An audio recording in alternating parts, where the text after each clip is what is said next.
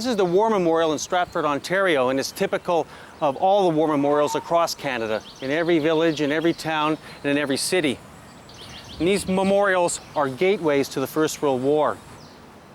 Unfortunately, most Canadians have forgotten the First World War, and they don't realize that it was the greatest and most traumatic episode in our history. 400,000 Canadians went overseas between 1914 and 18, and 60,000 died for King and Empire.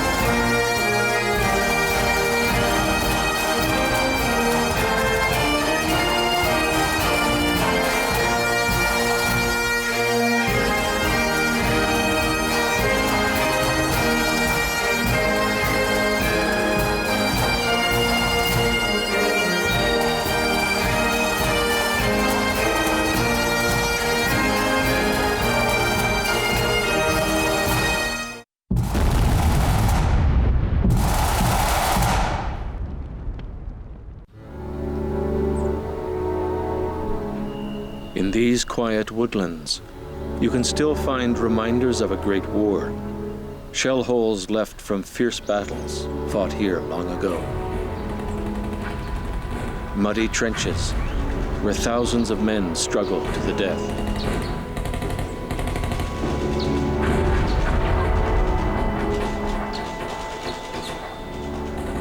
Each year brings more reminders, a dangerous, often deadly, harvest of steel.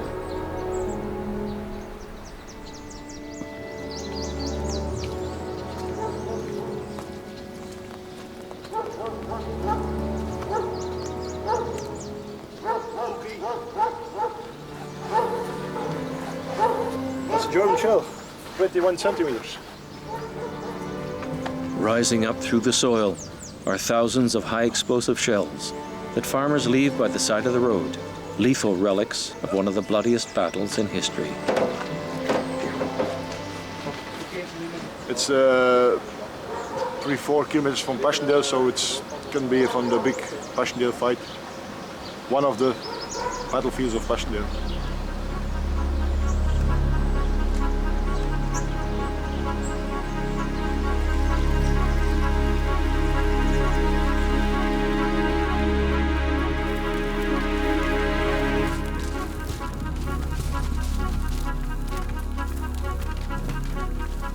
Summer 1917, Flanders. British troops unload millions of shells, preparing for the battle that will go down in history under the name Passchendaele.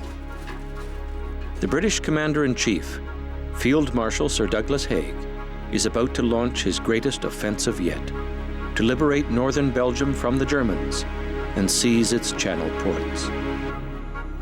Attacking from the city of Ypres, Haig plans to capture the German-held ridges around the city and to send his cavalry galloping through shattered German lines and on to victory.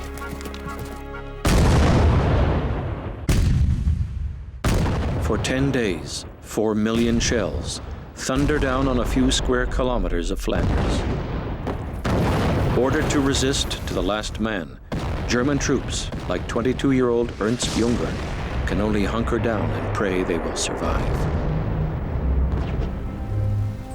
We lay close to one another in the narrow and crowded ditch. Fire danced before our eyes. Twigs and clods whistled about our ears. Close on my left, a flash flared out, leaving a white, suffocating vapor. I crept on all fours to the man next to me. He moved no more. The blood trickled from many wounds caused by small, jagged splinters. But Haig's bombardment, the biggest of the war, destroys the centuries-old drainage system of Flanders. And within days, the rains begin, pouring down upon the Field Marshal's battlefield.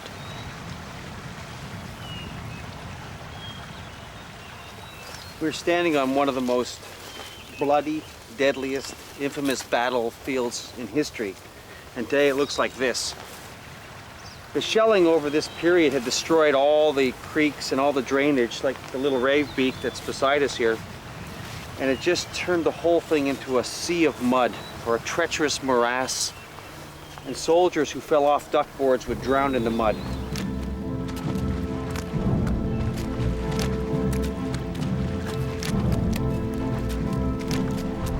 Mud rips the treads off Field Marshal Haig's tanks. His guns sink. His men and his mules drown. Whole armies are swallowed up.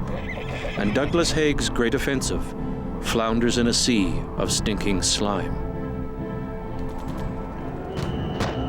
Stubbornly, Haig decrees that the offensive will continue, and so it does, for almost 3 months.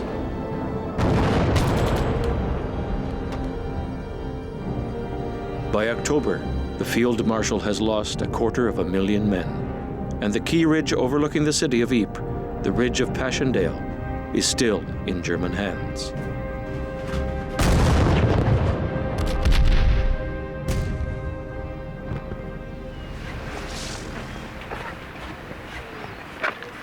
We're standing on what were the German positions on Passchendaele Ridge. From here you can see Ypres, 12 kilometers in the distance. And in these fields in 1917, the British Army suffered more than 250,000 casualties. Yet they had not reached this position. In mid-October 1918, Canadian troops were ordered north, and they were given the impossible task of capturing Passchendaele.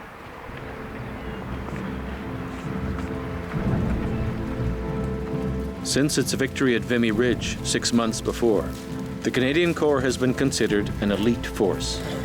But the price of victory had been heavy. Many are now new recruits, replacing the dead and the maimed. One of these fresh-faced rookies is a 22-year-old railway clerk from Ontario, John Harold Becker. We were lined up for Ypres, and it had a bad reputation.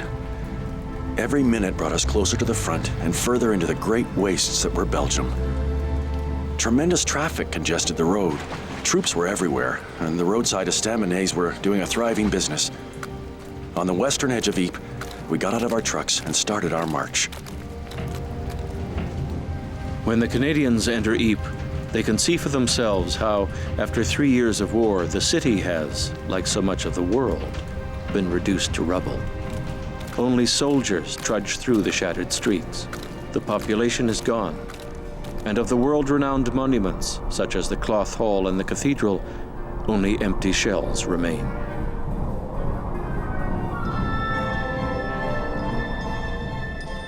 The Gothic jewel of Flanders exists no more.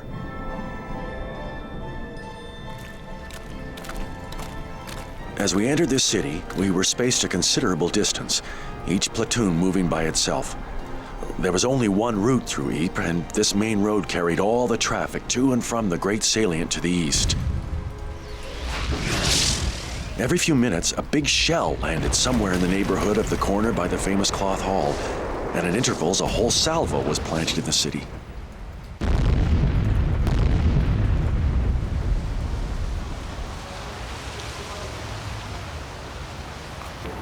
This is a large caliber German naval shell, one of the many types of shells that were lobbed on Ypres in 1915 and throughout the Great War. Fortunately, this one did not explode, because if it had, it would have blown out a big chunk of this building or made a crater about 25 feet wide.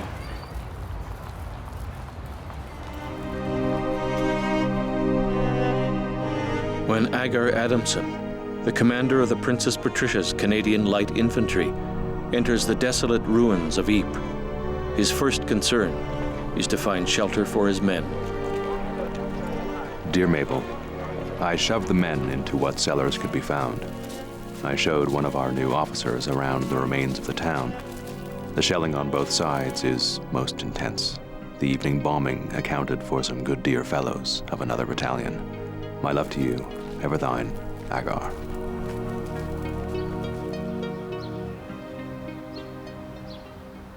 This is Rampart Cemetery.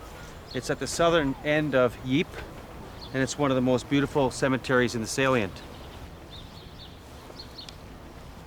This is the grave of Sapper Abe Borthwick of the Canadian Engineers, who was killed in action on the 16th of October 1917. Borthwick was one of the original men who came north from Vimy in preparation for the Passchendaele fighting. The men who came north, who had last been in Ypres in 1916, couldn't believe what they found here. It was all mud and total destruction, and the stench of death was everywhere.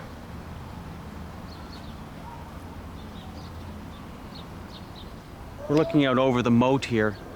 This area was deadly. You couldn't show yourself during the day because of German shelling. There'd be bodies in the moats.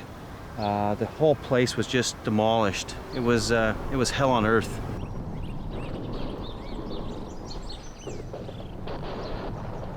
The Canadian Corps were about 100,000 strong when they came north. The volunteers of 1914 were all dead or wounded or gone. And they brought up a new army, a very successful army, one that had won big victories at Vimy, Hill 70. This was a really cocky group, and these guys had a big challenge ahead of them when they came here at Ypres.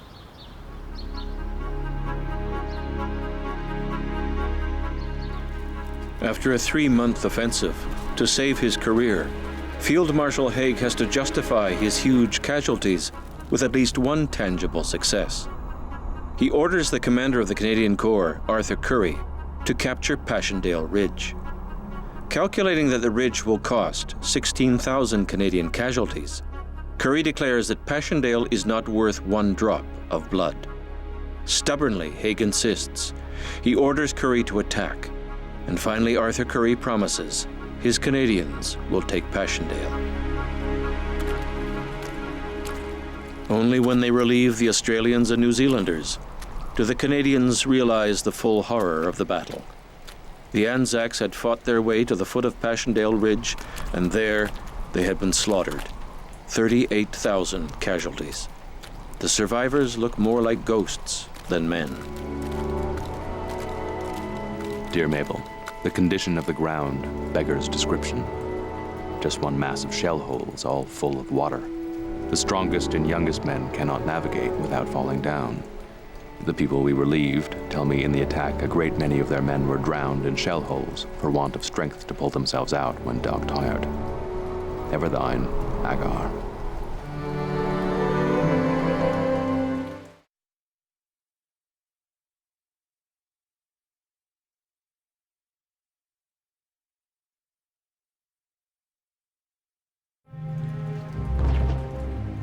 The battlefield of Passchendaele.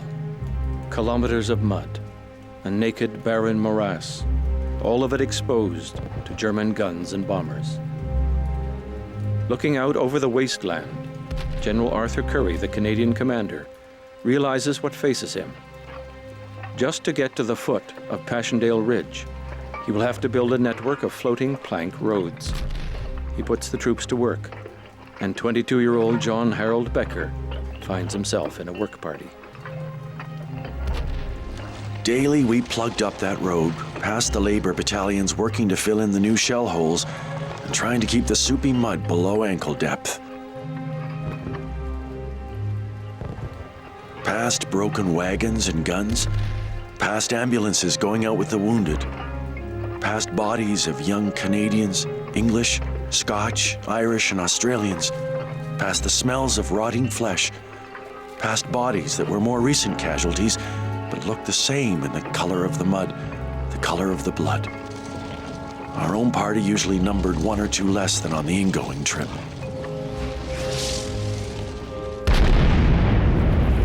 A big shell zoomed in right alongside our path, and cries went up for a stretcher bearer. 2 men were killed outright, and Lance Corporal Bottomley had his right arm almost torn off.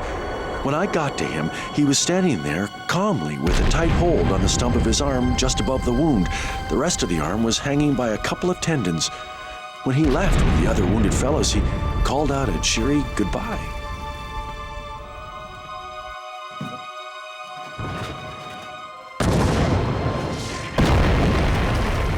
When Becker dashes to shelter in an improvised trench, gas shells explode in front of him.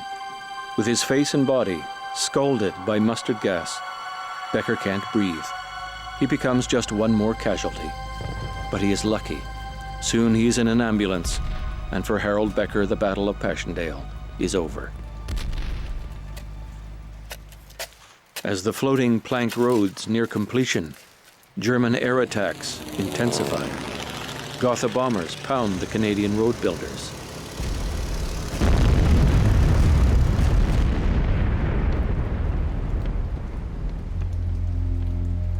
Private Wil Berg, a veteran of Vimy Ridge, is caught out in the open as the Gothas sweep out of the clouds.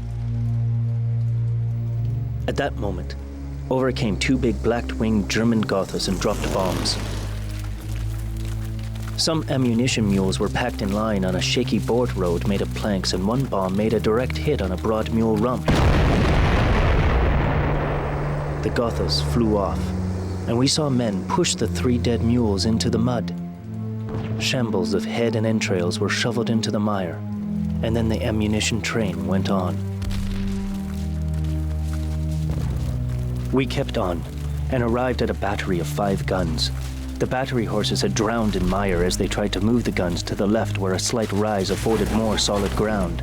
So now, 30 men of the 42nd took hold of the rope and tried to pull a gun. It was tremendous labor. Each man had to keep getting a new footing, and often we sank in mud and water of gruel thickness until the slime rose above our hips. The only thing solid underneath was a huddled dead man, and we stumbled over 5 or 6 during the morning.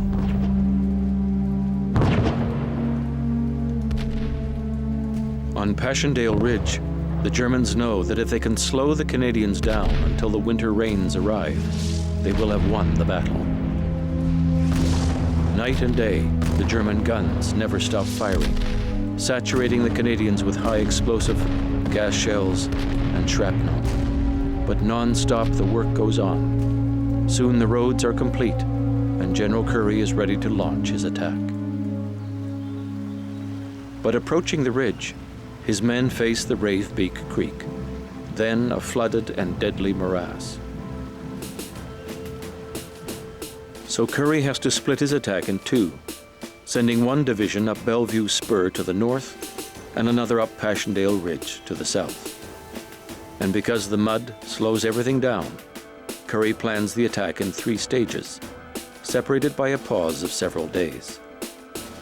And so Arthur Currie launches his 4 divisions against the highest point of the ridge, Passchendaele Village.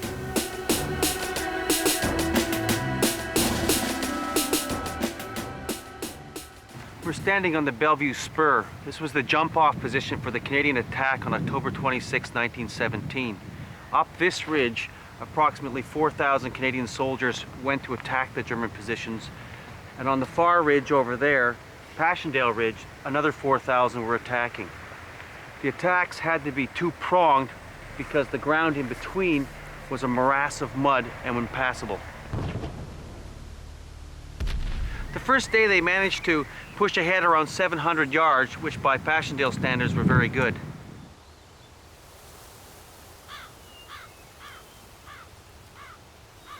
But the casualties were about 3,000 killed and wounded, which was pretty good again for Passchendaele standards. But they had a lot more work to go before they got to the village over here.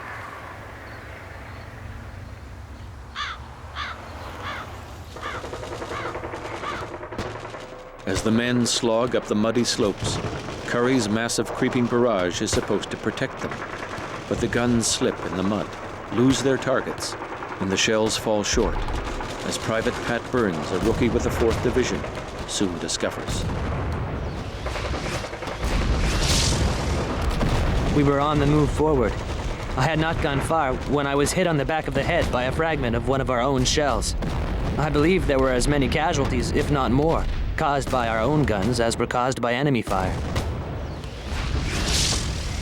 I went over with, I think, 15 men in the Lewis machine gun section, and every man was hit besides me. A fellow by the name of Piercy and I were the only 2 survivors who got to the objective. We jumped into a big hole, and I had the machine gun, which I knew nothing about, and all the ammunition we could carry. And there we were, holding the front line.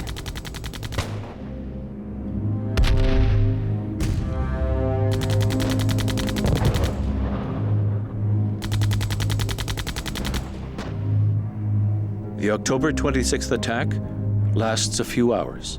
gains 1,000 meters, and loses 3,000 men, 600 dead. For every 2 meters gained, a man dies. A fine success is how Field Marshal Haig describes the attack, and the men still have 2,000 meters to go.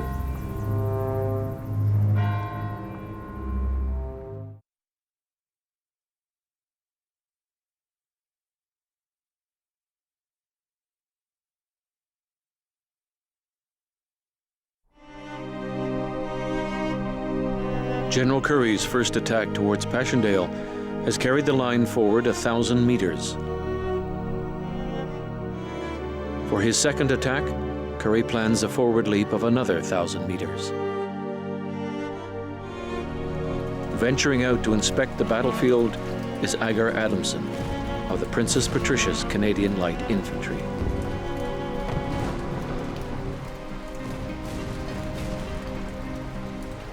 Dear Mabel, it rains or blows all the time. The condition of the ground is beyond words, and of course will be much worse after the barrage.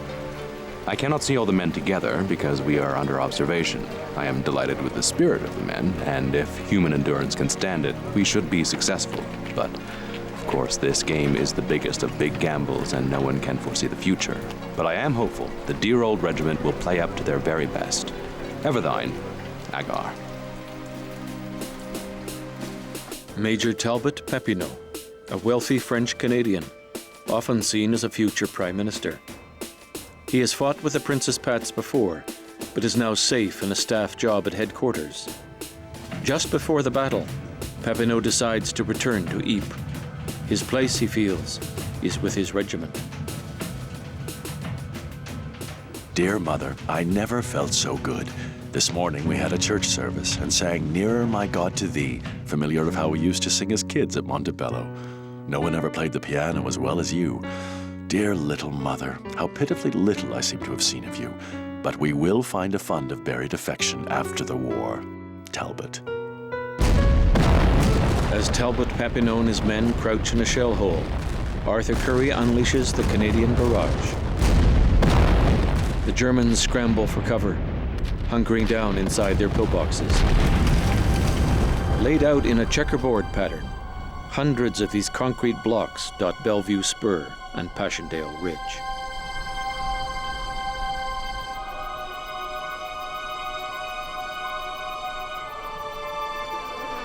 Life in the cement block is hell. We are 11 men living here. Officers and other ranks share the lousy plank beds. The plague of flies is terrible. Waterlogged shell craters are full of cadavers. Attracted by this, the flies gather here by the thousands, invade the shelters, creep over hands and faces, and settle down on foodstuffs. One cannot risk being seen outside. And worst of all is the unbearable air. Captain Stefan Lubinski. One of the symbols of the Passchendaele fighting was the German concrete pillbox. Here's a perfect example of one. And contrary to popular belief, the pillbox was not for machine gun operation. It was for infantry to be protected from enemy shelling. There were hundreds of these such pillboxes around Ypres during the war. Most were destroyed by the Belgians in the 1920s and 30s. This is a really good example of one. You can actually see the doorway here, and you can see in a little bit. Anyway, it's about 3 feet thick. So during the war, even a direct hit by a high explosive shell would do nothing to this at all. The reasons that Germans resorted to this form of bunker was because of the high water table in the area. They couldn't make existing dugouts because they would automatically fill with water. So their whole defense was based on a series of bunkers. The bunkers could withstand even direct hits, but owing to ground conditions in the area, they could not be erected over a strong foundation. When a heavy shell opened a crater close to them, they would lean over, sometimes with the entrance down, with the soldiers trapped inside. There was no way of rescuing them, of course. This is a series of 3. There may have been more. They would have been linked by a trench, lots of barbed wire, and they'd have one garrison for all 3 of them. This would be the machine gunners, maybe snipers, artillery observers. and they waited inside the bunker while the shelling was on, and as soon as the shelling was over, they'd come out to man the machine guns. They were very, very hard to get to because your artillery couldn't do anything to them. So really it came down to individual acts of bravery or small groups taking care of these positions. Only by charging headlong at them or slithering right up to them can the Canadians hope to eliminate the pillboxes. And in the Passchendaele fighting, for these incredibly foolhardy acts of bravery, 9 Canadians are awarded the Empire's highest medal, the Victoria Cross. Men such as Captain Christopher O'Kelly of the 52nd Battalion, whose section eliminates 6 pillboxes and takes 100 prisoners.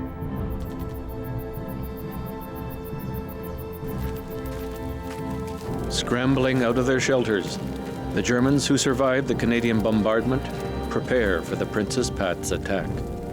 At 0 hour, the German guns open up. Talbot Papineau turns to his friend, Major Hugh Niven, and says, "You know, Hughie, this is suicide." The moment the Princess Pats go over the top, they are engulfed in a firestorm. Attacking across these fields, the Pats lose 360 of their 600 men for an advance of 500 meters. My dear Mabel, I am still all right and hanging on. Haggard, Papineau, Sullivan, Almond, all killed. I cannot help wondering if the position gained was worth the awful sacrifice of life. A pair of feet with reverse puttees were seen sticking out of a shell hole full of water. Stewart said Major Papineau always wore his puttees that way. They pulled the body out, and by examining the pockets, found it to be Papineau. He had been hit by part of a shell in the stomach, blowing everything else above away. Poor fellow. He would not have known what hit him. Dear Colonel Adamson, please accept my sincere thanks for your letter and your sympathy. Every word said about Talbot, I read and reread, and in the expressions of admiration and esteem in which he was held, I find my only solace. The courage with which he faced what I am told was a desperate attack fills my heart with pride, but also with great bitterness. Nothing can console me for the loss of my boy. Sincerely yours, Carolyn Papineau. While the 3rd Division and the Princess Pats fight their way up Bellevue Spur, the 4th Division advances through a hailstorm of German fire on Passchendaele Ridge. In the first few minutes, Nova Scotia's 85th Battalion loses almost all its officers.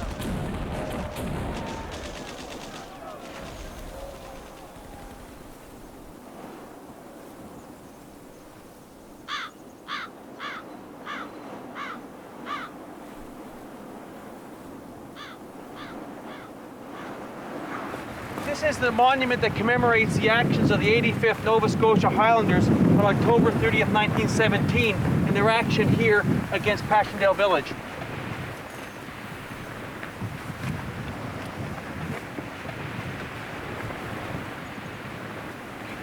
On the 30th of October 1917, the 4th Division, including the 85th Nova Scotia Highlanders, launched a major attack on the Passchendaele Spur here, driving up closer to the village.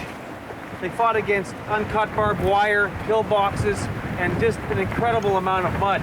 But they were successful in pushing the line closer to Passchendaele Village.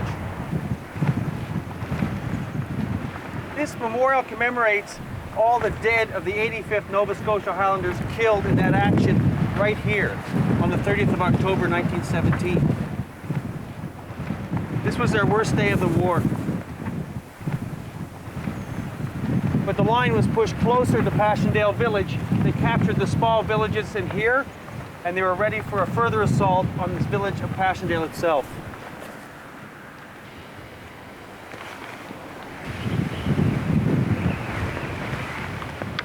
These fields are full of war material. Here's a hand grenade that was found by the local farmer. He's put it by the side of the fields for collection by the bomb disposal people. Here's another item. A French bullet, probably from 1914. This is another reminder of the Great War.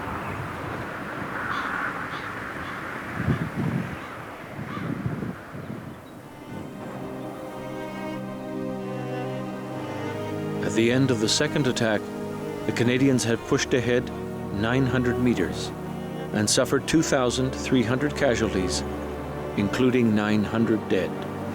For each meter gained, one man has died. There are still 1,000 meters to go, and the Germans have brought in fresh troops to defend Passchendaele Village to the last.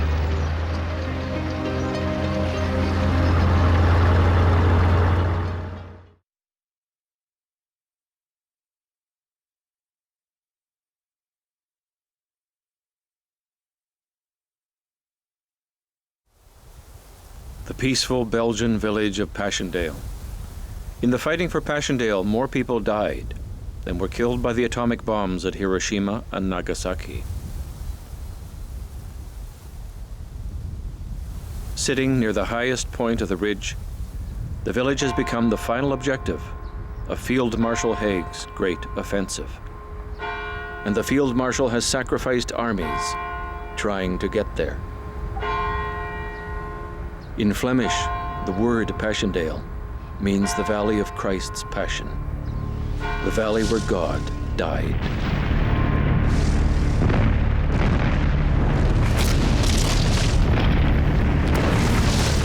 And for months, Haig's guns pound the village, until in the end, he has reduced it to dust. With 1,000 meters to go, Canadian units are ordered out on night raids to eliminate the remaining obstacles to their final assault, planned for November the 6th. We're on the Bellevue Spur, and this is the location of a night attack made by the 42nd Battalion on November the 3rd, 1917. During the attack, Wil Berg and a group of his comrades were supposed to capture a German pillbox across the Passchendaele Road. Never through the whole war was I more sickened and discouraged than at that moment. We were new in the sector. None knew the terrain, none knew what defenses the German had or his strength. The place after dark was a swampy wilderness without anything to use as a guide. Half the men had never been in an attack, and that included the officers. Furthermore, in those few minutes I discovered that Clark, as well as McIntyre, had had too much rum. The 42nd had come into the line the night before. They had to cross the battleground of October the 30th, 1917, by the corpses of the PPCLI, including Talbot Papineau. The whole area was mud and shell holes. There were no landmarks, and that is why the Byrd attack failed so miserably. Most of the men were either killed or wounded. It was a complete disaster. There was a flaming white-hot instant and oblivion. When I recovered consciousness, my head was splitting with pain and a terrible nausea had seized my stomach. Lying there, we heard plunging noises in the mud and two dim figures came toward us, puffing and plowing, carrying something and grunting in conversation. They were Germans, big men, and had a machine gun on a tripod. I pulled the pin from one of my grenades, held it for a count of 2, then hurled it at the Germans and flattened myself in the mud. The bomb burst between the two gunners. One German never moved but lay on his back, dead. The other pawed at his side feebly for a time, then was still. We went on. They were all dead. Bailey and Ira and Jennings lying together, rifle in hand, all shot through the head by one sweep of a German gun.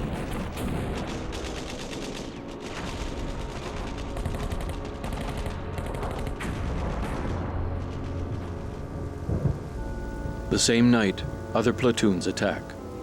One Highlander platoon, Scotsmen all, is led by a Jew, Lieutenant Meyer T. Cohen, affectionately known to his men as Mac Cohen. Cohen takes his objective, and when the Germans counterattack, he dies defending it. This is the grave of Meyer Cohen, an officer of the Black Watch of Canada. killed at Graff House on the 3rd of November 1917. He was one of the units of the 42nd that attacked up Bellevue Spur with Wil Berg, and he was killed in action on that day. His body was found in 1919 and reburied here in Polkapelle British Cemetery, probably the loneliest British cemetery in the entire salient. There are more than 7,500 burials here, 83% are unknown. No one comes to this cemetery. They'll visit Tynecott and some of the other places, but this lonely place just leaves these men even further into oblivion.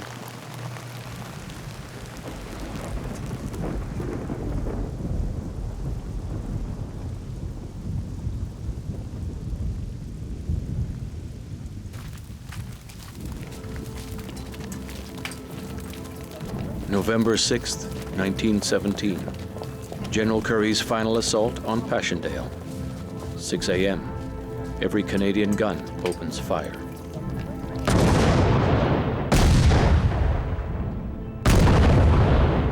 The barrage creeps forward, chewing up German defenses. Close behind the barrage, slogging through the mud, the men of the 1st Division fight their way up Bellevue Spur, while the men of the 2nd Division struggle along Passchendaele Ridge. One by one, in short, vicious fights, the German strongpoints fall. In one of many acts of wild bravery, Private James Robertson of the 27th Battalion from Winnipeg leaps barbed wire, bayonets 2 German machine gunners, and turns the gun against the fleeing Germans. Minutes later, Robertson is killed, sacrificing his life for Passchendaele, now nothing but a pile of burnt masonry and shattered bricks.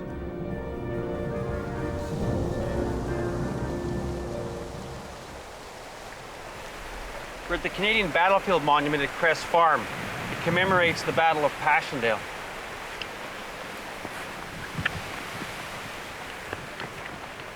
This uninspiring design marks one of the bloodiest battles in the history of mankind.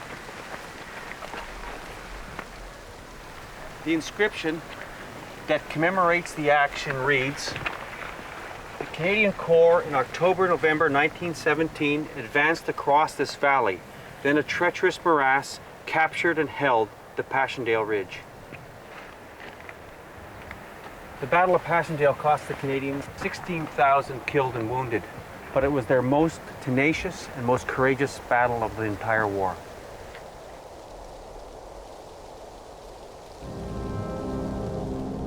Canon Frederick Scott, the 57-year-old Canadian Army chaplain who has risked his life with the ordinary soldiers, now walks into the village of Passchendaele.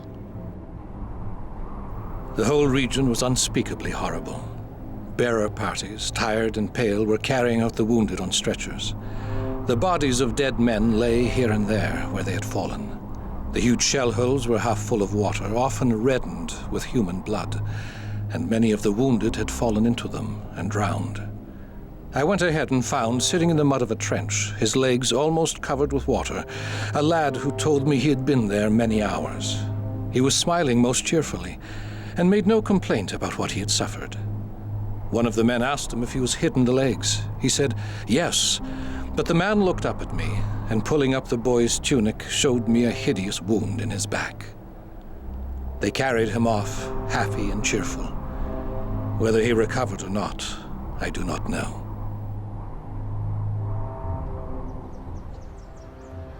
We're at Tynecott British Cemetery.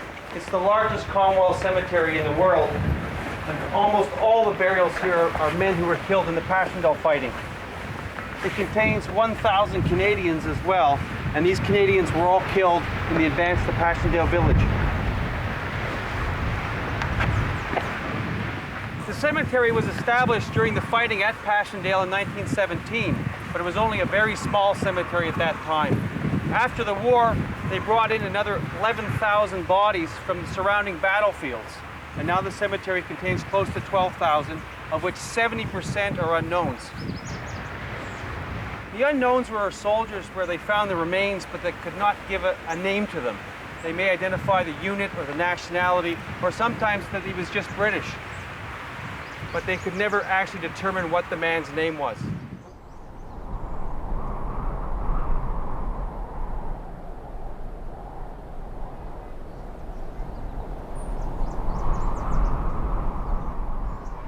We're going to try to find the grave of J.P. Robertson.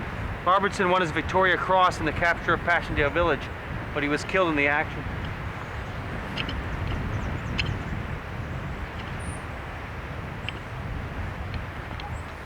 Here it is. Private J.P. Robertson, V.C., 27th Battalion, Canadian Infantry, City of Winnipeg, 6th of November 1917, age 35. His family put an inscription on the bottom of the stone. Behold, how good and how pleasant it is for brethren to dwell together in unity. And it's obviously put in by his mother. The headstone is unique to those who won the Victoria Cross.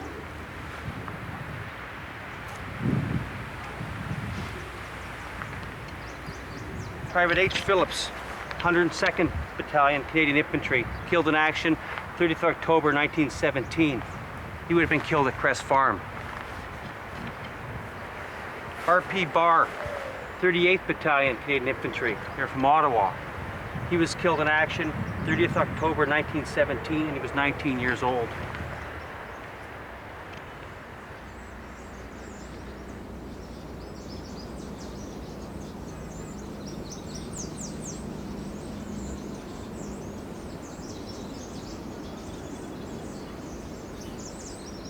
Well, I think this is the story of the Battle of Passchendaele, the dead and the cemeteries.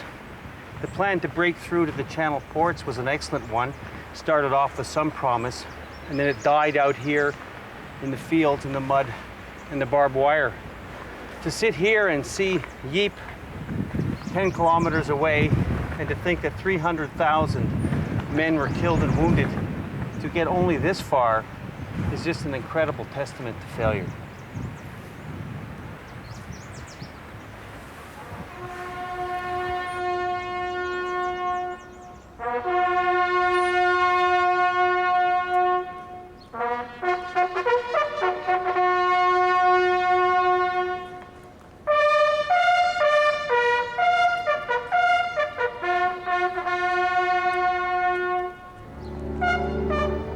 Under Sir Arthur Currie, the Canadians captured Passchendaele on schedule and according to plan. The day Passchendaele falls, Field Marshal Haig's Chief of Staff phones Arthur Currie and asks, "Is it true that the village has fallen?" "Yes," Currie answers. "Thank God," is the reply. The British newspapers hail a great British victory. The career of Field Marshal Sir Douglas Haig is saved.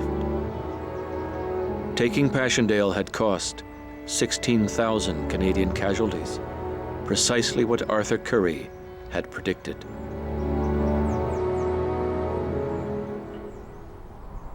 For the German High Command, the loss of Passchendaele is a disaster.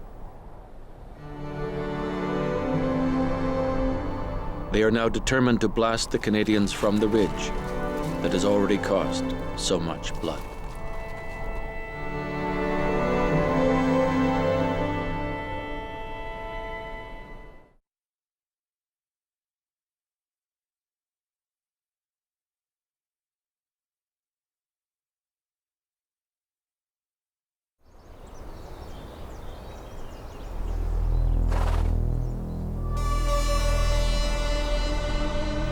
The Canadians have taken Passchendaele, but it is nothing but a pile of muddy bricks. With the other men of the 42nd Battalion, Wil Berg and his buddy Mickey are sent to hold the line, while the Germans use every gun they have to blast the Canadians off the ridge.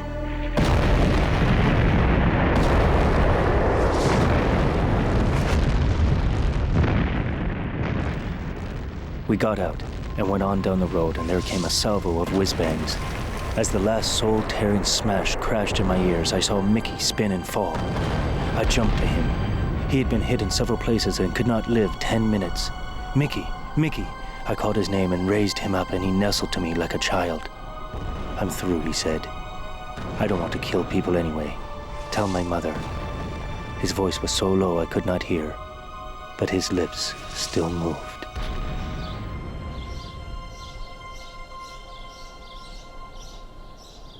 Wil Berg wrote one of the most graphic memoirs in the First World War. He served throughout the war with the 42nd Battalion, and in his memoir he mentions 120 of his friends and comrades, of which 60 were killed in the Great War. One of his best friends is buried here at Oxford Road Cemetery.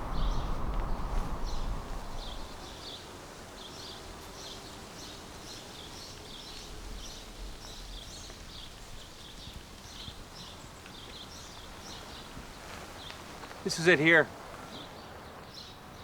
Lance Corporal D. McIlvery, 42nd Battalion Canadian Infantry, 17th November 1917, age 33. One of the most graphic parts of his book describes holding the Passchendaele Ridge after the village had fallen. And the Canadians were wide open and the German shelling just ripped them apart. And this is where Mickey got killed, on the way back from the front.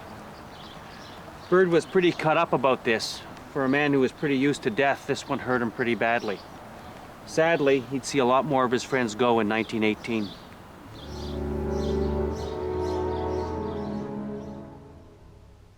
When the battalions returned from Passchendaele, their officers were often shocked to discover that only a handful of men were left. Only slowly did the survivors begin to consider themselves human beings. But no man who had endured Passchendaele would ever be the same again. He would forever be a stranger to himself.